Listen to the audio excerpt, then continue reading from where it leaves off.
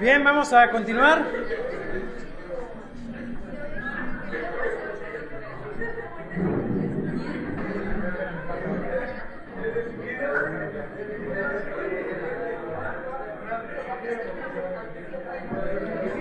Vamos a seguir, por favor. Ok, vamos a ver algunos. El caso del bautismo, yo creo que hay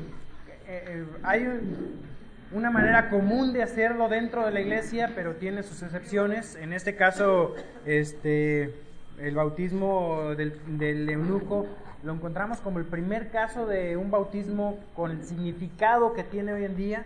Es decir, se bautizó, o sea, creyó y se bautizó.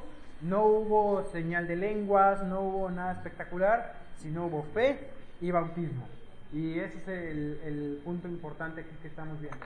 El caso ya particular de cómo bautizar, si se bautizan en nombre de Jesús, en nombre del Padre, del Hijo y del Espíritu Santo, si se bautizan en nombre del Padre, del Hijo y del Espíritu Santo, 3 bautismos, hay iglesias que lo hacen así. Eso ya quizás vamos a hablar de formas, ¿sí?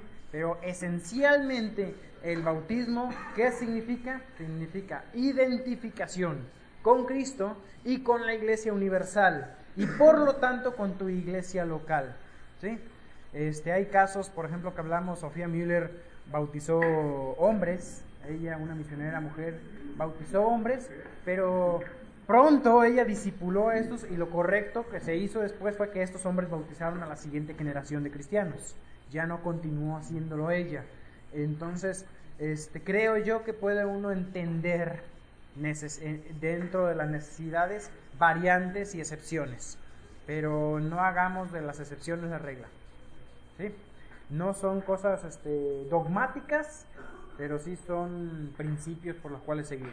Y terminamos esta historia, dice versículo 39, cuando subieron del agua, el Espíritu del Señor arrebató a Felipe y el eunuco no le vio más y siguió gozoso su camino.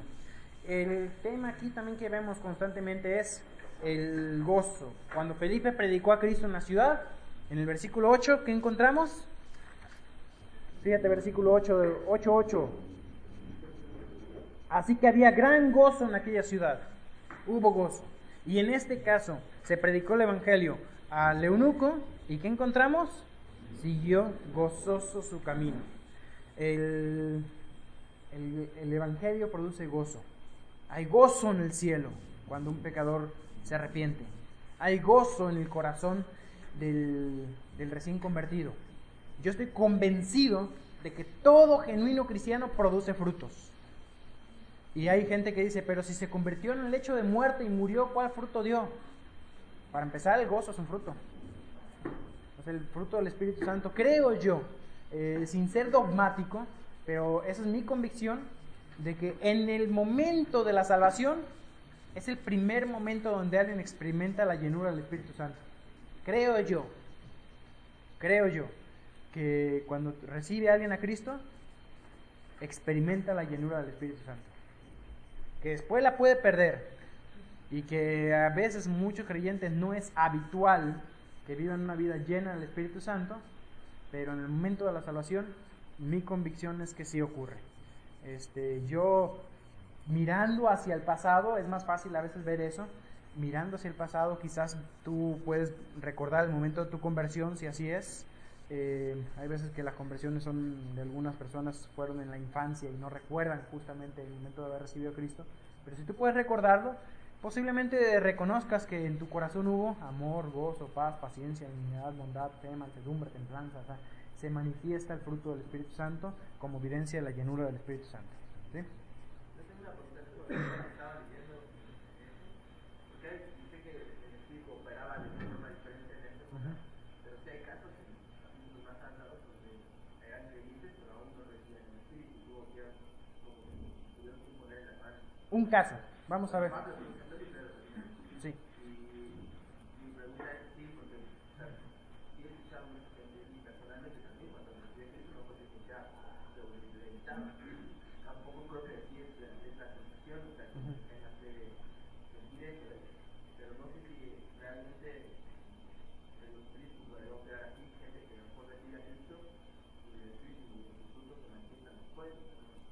creo que hay fruto en todo creyente. Sí, a veces hay frutos que no se manifiestan aquí en la tierra, se manifiestan en el cielo. Pero en el caso de la imposición de manos y eso, a lo mejor ya es un tema aparte de esto, ya lo vamos a ver ahí cuando lleguemos con los... ¿Será que el espíritu en este, o sea, tiene que ver cada persona es diferente. Cada persona es diferente. Por ejemplo, a mi hermana me contaba ella que cuando decían que no vas a sentir nada sobrenatural, y cuando recibió a Cristo se enojaba diciendo ¿por qué me dijeron que no se iba a sentir nada si no podía parar de llorar ella? O sea, es diferente el caso en cada quien, pero quizás también cómo se manifiesta en ti la llenura del Espíritu Santo. O sea, ¿qué sientes tú? Obviamente hay gente muy sensible y se muestra mucho en sus emociones, y hay gente que no es tan emocional y no lo manifiesta igual. O sea, pero creo yo, esa es convicción personal, que cada persona, que en el momento de la salvación se manifiesta la llenura del Espíritu Santo, como se suele manifestar en tu vida cuando estás lleno del Espíritu Santo. Entonces, es diferente cada persona, más que el Espíritu Santo sea diferente, tú eres diferente, tu corazón es diferente. Bueno, y bien, llegamos ahí, el versículo 40 dice que se encontró en Azoto, el 39, fue arrebatado, o traspuesto en este caso, pero Felipe se encontró en Azoto y pasando anunciaba el evangelio en todas las ciudades hasta que llegó a Cesarea. Entonces, siguiendo el viaje de Felipe aquí en el mapa, aquí el mapa me coloca esta zona de aquí, yo no lo veo por dónde pasó, y siguió hasta Cesarea. Pone 2, no significa que se dividió, sino que hay 2 posibles. Las flechas y caminos en todo esto, en estos mapas, no son exactos, ¿me explico? Así que bien se pudo haber ido caminando por la playa, por la costa, o bien se pudo haber ido por dentro. Entonces, la cuestión es que llegó hasta allá, hasta Cesarea. Ahí él se establece, ahí lo vamos a dejar. Vamos a avanzar en el libro de los Hechos y vamos a encontrarnos de nuevo con Felipe más adelante. ¿Ok? Entonces, ahí dejamos la historia de Felipe y llegamos al capítulo 9 de la conversión de Saulo. Discúlpenme que no deje también aquí mucho tiempo ahorita preguntas del bautismo y eso, porque el tema es amplio y no nos da el libro para poder debatirlo todo. Llegamos al capítulo 9. Vamos a recordar un poquito la historia. Capítulo 8, versículo 1 al 3. Y Saulo consentía en su muerte. ¿De quién? Esteban. En aquel día hubo una gran persecución contra la iglesia que estaba en Jerusalén, y todos fueron esparcidos por las tierras de Judea y de Samaria, salvo los apóstoles. Entonces hubo la diáspora, que se esparcieron todos los apóstoles que quedan en Jerusalén, y hombres piadosos se entierran a Esteban. Versículo 3. Y Saulo asolaba la iglesia, entrando casa por casa, arrasaba a hombres y a mujeres y los entregaba a la cárcel. Entonces ahí queda la historia con Saulo. Llegamos hasta el capítulo 9 y retomamos lo que está pasando con este hombre. Llegamos a la conversión de Saulo en el bosquejo. ¿Qué pasa aquí? Dice, respirando aún amenazas y muerte contra los discípulos del Señor. Aquí habla en cuanto a sus sentimientos. El escritor Lucas es un artista escribiendo, y habla, muchas palabras son gráficas en cuanto a, son artísticas, son poéticas también, porque muestran no nada más el evento histórico, sino también los sentimientos. La poesía hace eso, la poesía transmite sentimientos. Y dice aquí que vino al sumo sacerdote, o sea, con Caifás, y le pidió cartas para las sinagogas de Damasco, a fin de que si hallase algunos hombres o mujeres de este camino, los trajese presos a Jerusalén. Así es entonces que él entraba casa por casa. Yo creo aquí que en ese casa por casa confiscó los bienes también de Esteban, entre ellos lo que Esteban había escrito, y bueno, se adueñó de todo esto. Y dice que, mas yendo por el camino, aconteció que al llegar cerca de Damasco, repentinamente le rodeó un resplandor de luz del cielo. Vamos a ver aquí el siguiente mapa, donde vamos a ver un poco el caso de los viajes, los primeros viajes de Pablo. Conocemos los viajes misioneros, Pero aquí vamos a ver algo de esos que llamaríamos los primeros viajes de Pablo. Nos encontramos aquí, sale de Jerusalén y va rumbo a Damasco. Yendo por el camino, entonces primer punto, Pablo es autorizado para arrastrar discípulos en Damasco. Llegamos al 2, Pablo recibe una visión de Cristo, ahí estamos, y bueno, ahí la conversión.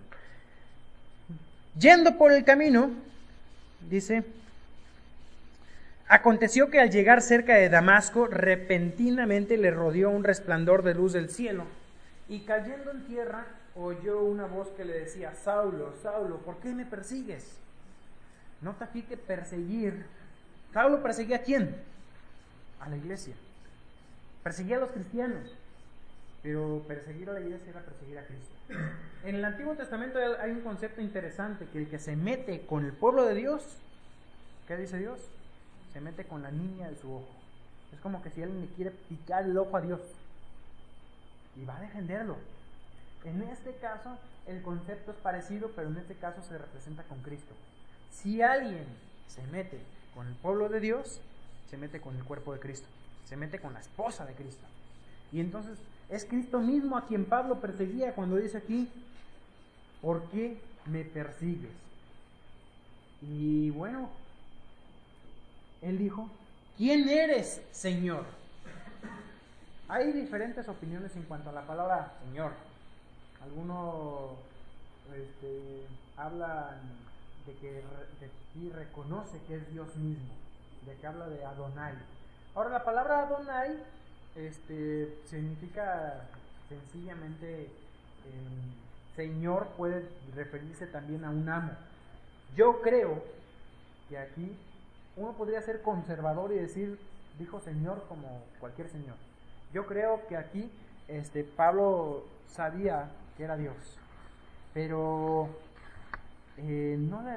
conocía a un Dios como de pronto quizás Job decía, de oídas te había oído, pero ahora mis ojos te ven. Es decir, conocía a un Dios en manera teórica. Pablo era un hombre religioso, ¿sí o no? ¿Estaba convencido de sus creencias?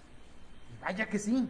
Era religioso, estaba convencido y luchaba por ellas. Un buen punto ahí, porque muchos dicen, no importa lo que creas, con que estés bien convencido. Pablo estaba bien convencido.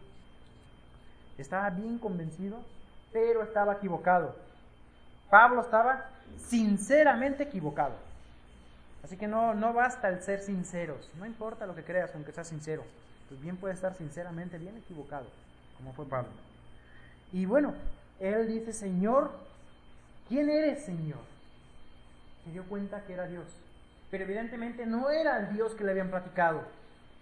Era Cristo. Y él se pudo dar cuenta que Dios no era como él creía que él era. Y la respuesta fue, yo soy Jesús. El yo soy. ¿Qué significaba para un judío escuchar eso? El yo soy. El gran yo soy del Antiguo Testamento. Yo soy Jesús. Es como si dijera el mismo yo soy Yeshua. Yo soy Salvador. Dios Salvador. Dos palabras reunidas aquí en esta frase. Yo soy Jesús a quien tú persigues. Dura cosa te es dar coces contra el aguijón. Ahí decía, bueno, ¿qué son coces, no? ¿Y qué es un aguijón? Resulta ser que en las carretas, los carros antiguos, no tenían motor, tenían caballos. Algunos tenían bueyes. Entonces, ¿qué pasaba cuando el caballo o el animal que iba tirando la carreta era muy brusco? Era un caballo no manso. Solían patear. Y cuando daban patadas, ¿a quién golpeaban? A la carreta. Entonces podían llegar a destruirla. Lo que se solía hacer es que en la parte de atrás de la carreta, a nivel del muslo de los animales, se colocaban una vara con púas. Y en otras ocasiones, pues directamente el que manejaba la carreta tenía una lanza, que era el aguijón. En ese caso, cuando el animal empezaba a dar patadas, ¿qué golpeaba? El aguijón. Coces estaba pateando, dura cosa es patear el aguijón. Estaba luchando en contra de una voluntad superior. No podía ganarle. Y bueno, dice él temblando y temeroso, dice, Señor, ¿qué quieres que yo haga? Esta es la mejor frase que uno puede encontrar, ¿no? Señor. E inmediatamente rendir tu voluntad al Señor. Es curioso el contraste, ¿no? De pronto cuando uno habla de Pedro, cuando dice más adelante, Señor, no. Ya lo vamos a ver allá. No caben esas dos palabras juntas. Tú reconoces el señorío de Dios, inmediatamente es, aquí está mi voluntad. ¿Qué quieres que yo haga? Y Pablo, esta es la primera vez que encontramos la conversión de Pablo. Vamos a encontrar relatos más adelante de esta conversión. Y dice, Señor, ¿qué quieres que yo haga? Y el Señor le dijo, levántate y entra en la ciudad y se te dirá lo que debes hacer. Aquí Dios no le da el plan completo.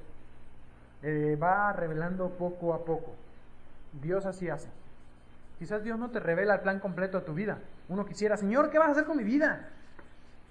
Tengo esos planes por delante. Pero ¿qué va a hacer Dios contigo? Estás aquí en el Instituto Bíblico. ¿Y qué va a hacer en el futuro? Tú quisieras saber ya qué vas a hacer, si vas a ser misionero, si vas a ser pastor, si vas a estudiar, ¿qué es lo que va a pasar con tu vida? Señor, muéstramelo. ¿Sabes una cosa?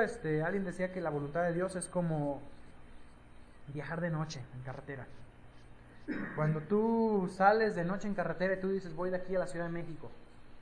Y uno dice, yo ya conozco el camino, ya he ido. Más o menos ubico cómo son las curvas, conozco el camino. Sé dónde me tengo que parar, si quiero en una gasolinera, si quiero comer. Ya conozco el camino. Pero cuando voy ahí en el coche y estoy viajando, pensar en viajar de noche, necesito unas buenas luces, ¿no? Es horrible viajar con luces que no te alumbran más que 2 metros. Pero necesito unas luces potentes. Necesito unas luces que me alucen todo el camino, desde aquí hasta la Ciudad de México. ¿Habrá unas luces tan potentes que alucen de aquí todo el camino y que esté iluminado todo el camino hasta la Ciudad de México? ¿Necesitamos eso? No. Necesitamos unas luces que nos alumbren el camino que tenemos por delante, quizás algunos metros. 50 metros, 100 metros con las luces altas. Y es todo lo que necesitas ver. No necesitas ver todo el camino. En este caso es algo así. Levántate, entra en la ciudad, vamos despacio, esto es lo que sigue por hacer. Le va revelando de poco en poco qué es lo que tiene que hacer. Y los hombres que iban con Saulo se pararon atónitos, oyendo a la verdad la voz, mas sin ver a nadie. El apunte es algo poético con este punto, hablando de que muchos hoy sencillamente oyen la voz de Dios, pero no la entienden, no la escuchan. El asunto en este caso que pasa con esos hombres es que escuchaban algo, ruidos, no sé, voces que no entendían, no sabría decirte qué escuchaban, pero no entendían. No sabían qué se decía, no entendían nada, no veían tampoco a nadie. Versículo 8. Entonces Saulo se levantó de la tierra y abriendo los ojos no veía a nadie. Mira lo que tuvo que pasar con Saulo. Él venía a caballo y viendo. Tuvo que ser derribado y terminó ciego. Porque se le mostró su realidad. Él era un ciego que no estaba viendo a Dios. Él creía ver, pero era un ciego, guía de ciego, como Cristo había anunciado acerca de los fariseos. Saulo era fariseo y había sido ciego y aquí se le mostró su realidad. Había terminado humillado y tuvo que ser derribado. Y Saulo se levantó de la tierra, abriendo sus ojos no veía a nadie, así que llevándole por la mano le metieron en Damasco. Y dice que ahí estuvo 3 días sin ver y no comió ni bebió. Fue un tiempo de ayuno. Evidentemente esos 3 días en tinieblas me hicieron recapacitar bastante. Se había encontrado con Cristo. Yo no te sabría decir exactamente decir Pablo creyó en Cristo y recibió a Cristo ese día que se cayó del caballo. No te lo sabría decir. Posiblemente fue hasta que Ananías vino y le haya predicado el Evangelio. No se menciona el momento en que Pablo hizo la oración de fe, ¿sí? Por decir, en qué momento Pablo realmente fue salvo, podría ser debatible. Creo yo que durante esos 3 días, evidentemente él estuvo reflexionando una gran cantidad de cosas que pasaban por la mente. Después te ha pasado, ¿no? Algún día que haya algo que impacta tu vida y te deja reflexionando. Imagínate si te quedas ciego, 3 días sin comer ni beber, reflexionando ahí. ¿Sí?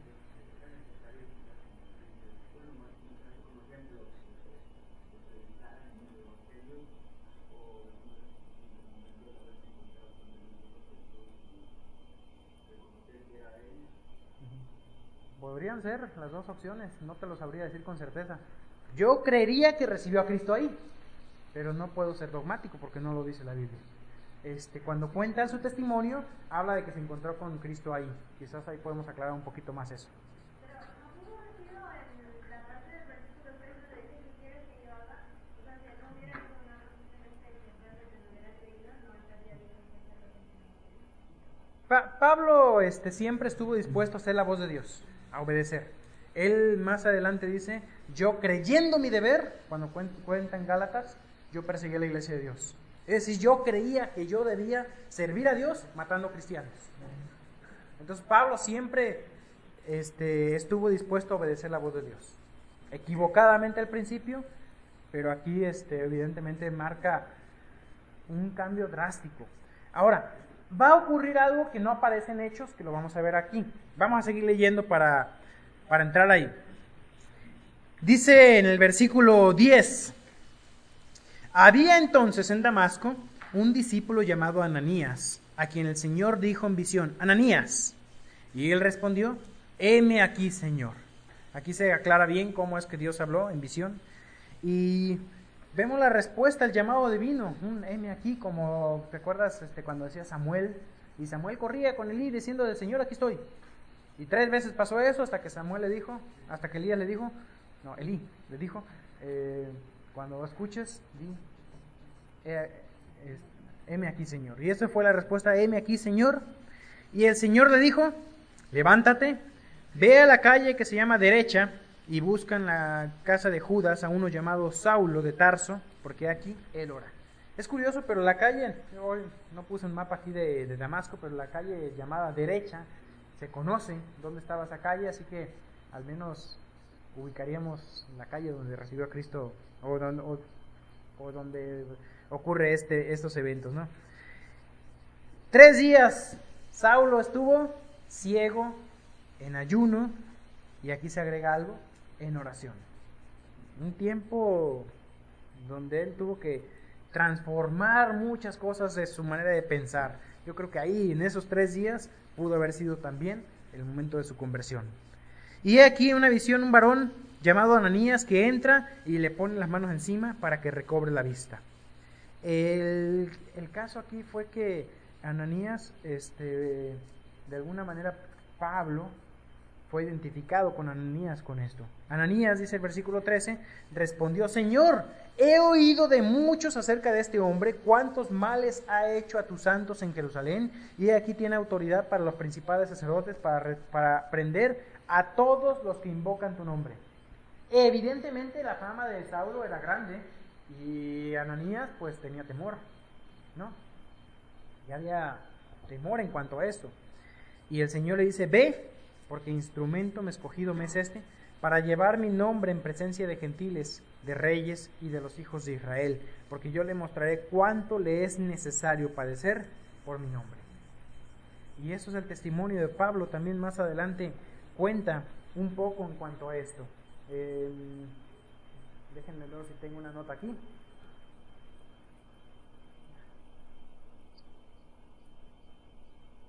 Creo que no, nada. Bueno, fue entonces Ananías, llegamos ya al versículo 17, y entró en la casa y poniendo sobre él las manos dijo, hermano Saulo, el Señor Jesús se te apareció en el camino por donde venías, me ha enviado para que recibas la vista y seas lleno del Espíritu Santo. Y al momento le cayeron de los ojos como escamas, y recibió al instante la vista, y levantándose, fue bautizado. Y habiendo tomado alimento, recobró fuerzas, estuvo Saulo por algunos días con los discípulos que estaban en Damasco. El tema aquí de lo que ocurre, ¿por qué las escamas? Yo, en mi opinión personal, creo que viendo algo práctico que ocurrió ahí, creo que de alguna manera esas escamas le protegen también, le protegieron a Saulo cuando se encuentra con esa luz que era la misma gloria de Dios. ¿Te acuerdas que a Elías y a Moisés, de alguna manera Dios los protegió antes de mostrarles la gloria de Dios? Porque ¿quién podrá ver la gloria de Dios y vivir? Entonces, es posible que haya sido esto, pero llegamos aquí al versículo 19 y él estuvo aquí algunos días en Damasco. No sé si hay alguna pregunta de este pasaje hasta ahorita. ¿Vamos bien? Dice, vamos a ver algunas cosas aquí. Versículo 19. Dice, por algunos días con los discípulos. Versículo 23. Pasados muchos días, los judíos resolvieron en consejo matarle. Ahora, hay algo que aquí tenemos que ubicar que no se narra. Voy a leer los versículos 20 al 22. Pero hay un evento que no se cuenta aquí, que en otro momento Pablo lo cuenta. Dice que enseguida predicaba a Cristo en las sinagogas. ¿Enseguida de qué? Lo lógico podríamos pensar que es enseguida de estos algunos días. Pero puede ser que en Gálatas 1:17 cuenta de un viaje de Arabia. Pudo haber ocurrido entre el versículo 19 y 20, o pudo haber ocurrido entre el 22 y 23. ¿Sí? Dice que enseguida predicaba a Cristo en las sinagogas diciendo que este era el Hijo de Dios. Y todos los que le oían estaban atónitos y decían, ¿no es este el que asolaba a Jerusalén a los que invocan este nombre? Y a eso vino acá, para llevarlos presos ante los principales sacerdotes. Pero Saulo mucho más se esforzaba y confundía a los judíos que moraban en Damasco, demostrando que Jesús era el Cristo. Pablo fue un cambio tremendo. Otro de lo que podemos llamar una persona de paz. Obviamente este fue especial porque, como decía aquí, instrumento escogido me es este.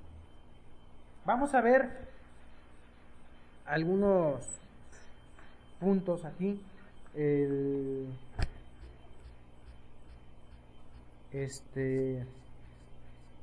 Vamos a ver Gálatas 1:17. A ver quién lo quiere leer fuerte, por favor.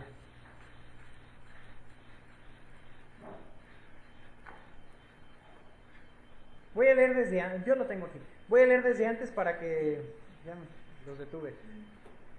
Para entrar en el contexto.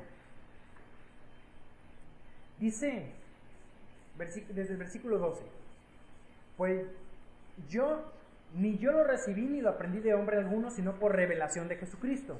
Hablando del Evangelio, porque ya habéis oído acerca de mi conducta en otro tiempo en el judaísmo, que perseguía sobremanera la iglesia de Dios y la asolaba, y que en el judaísmo aventajaba a muchos de mis contemporáneos en mi nación, siendo mucho más celoso de las tradiciones de mis padres, por cuanto agradaba a Dios, que me apartó desde el vientre de mi madre y me llamó por su gracia, revelar a su Hijo en mí, para que yo le predique entre los gentiles. Dice, no consulté enseguida con carne y sangre. ¿Qué pasa aquí? Mira, se le revela al Hijo, en versículo 16, para que le predique entre los gentiles, lo que dice, ves, porque instrumento me es, escogido me es para anunciar mi nombre, dice aquí, en presencia de los gentiles. Eso lo estoy leyendo de Hechos 8:15, y acá dice que anuncie su nombre entre los gentiles. No consulté enseguida con carne y sangre. ¿Qué se refiere a esto? No acudió a seres humanos. Vino Ananías, le hace imposición de manos, enseguida se bautiza, se le caen los ojos de los ojos, se le caen de los ojos como escamas. Entre paréntesis, más adelante vemos que Pablo quedó con un problema en los ojos, posiblemente consecuencia de este encuentro.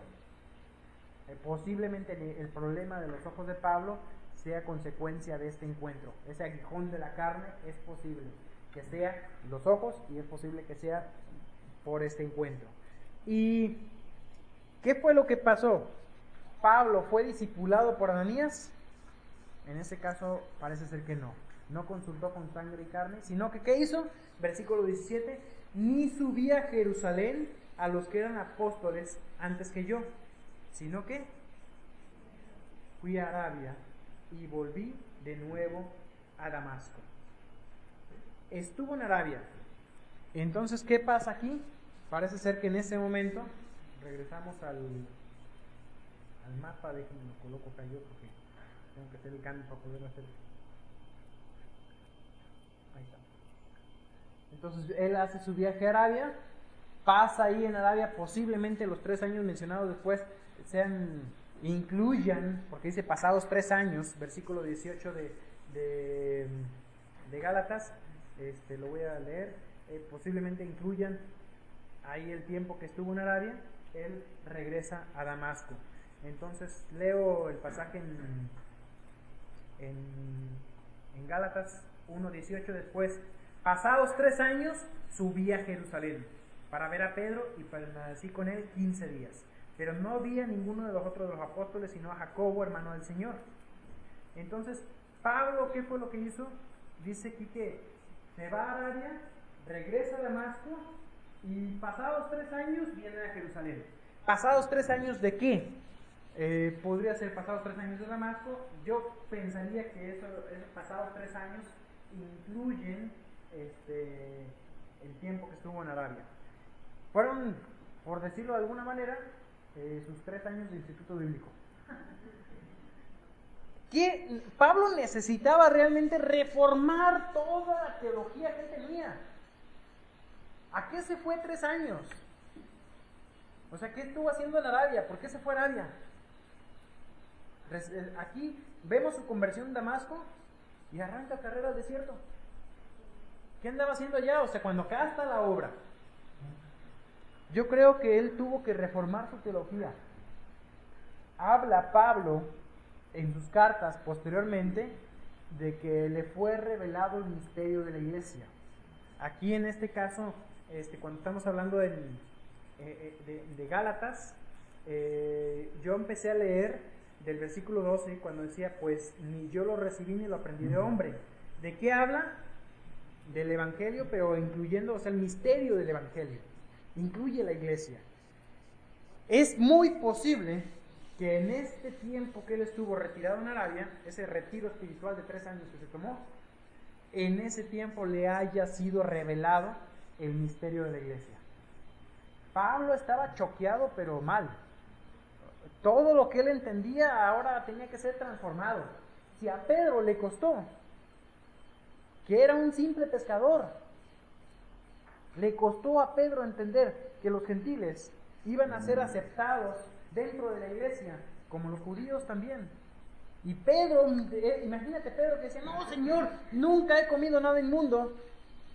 Imagínate a Pablo. A Pedro le costó. A Pablo debió haberle... Fue un shock de 3 años. Entonces aquí es posible que Pablo haya estado en Arabia durante estos 3 años y ahí haya recibido la revelación de la iglesia. Algunos colocan la revelación de la iglesia, hablando de las visiones que él menciona, en Listra, porque Pablo ahí fue apedreado y hay quienes llegan a decir que posiblemente Pablo murió y fue resucitado. Ya vamos a llegar ahí y platicar un poquito de aquello. Suena medio extraño, pero vamos a llegar y cabe la posibilidad, ¿sí? No podemos desecharlo tampoco. El caso es que Pablo va de camino a Damasco, derribado del caballo. En Damasco se encuentra con Ananías, que le impone las manos, se le caen los ojos, decía yo, se le caen de los ojos como escamas. Y después de esto, en algún momento entre estos versículos 20 al 20, o 20, antes del 20 o después del 22, hace este viaje a Arabia. Si lo tomamos antes, entonces después regresa y enseguida predicaba en las sinagogas, demostrando que Jesús es el Cristo, me suena a mí un poquito más lógico haber pasado ese tiempo para poder, como dice el 22, Saulo mucho más se esforzaba y confundía a los judíos que moraban en Damasco, demostrando que Jesús era el Cristo. A mí por la teología de Pablo, me sonaría un poquito más lógico que el viaje a Arabia haya sido entre el versículo 19 y 20. Por la lectura natural, suena un poco más lógico que el viaje a Arabia haya sido entre el 20 al 22. Pero pues el pasaje es cortito, así que por ahí fue. No creo que presente tampoco mucho problema. ¿Alguna pregunta? ¿Vamos bien? ¿Están choqueados? Bueno, espero que les dure menos de unos segundos el choque. Versículo 23. Pasados muchos días, aquí sí incluimos los 3 años de Arabia, ¿ok? Pasados muchos días, los judíos resolvieron en consejo matarle. Pero sus acechanzas llegaron al conocimiento de Saulo, y ellos guardaban las puertas de día y de noche para matarle. Entonces los discípulos, tomándole de noche, le bajaron por el muro, descolgándole en una canasta. Esta ciudad de Cesarea era una ciudad rodeada por muros, y dice que le acechaban en las puertas. Estaban viendo a qué hora salía Pablo para darle cuello. Entonces la manera de escapar fue descolgado por la canasta. Y así, en lugar de poner aquí como punto 4, Pablo huye a Arabia, Pablo se fue a Arabia, regresa, pero su huida fue más bien hacia Jerusalén, porque eso es lo que entendemos un poquito más en la lectura ahora, ¿sí? Vamos a tomar el receso y continuamos después.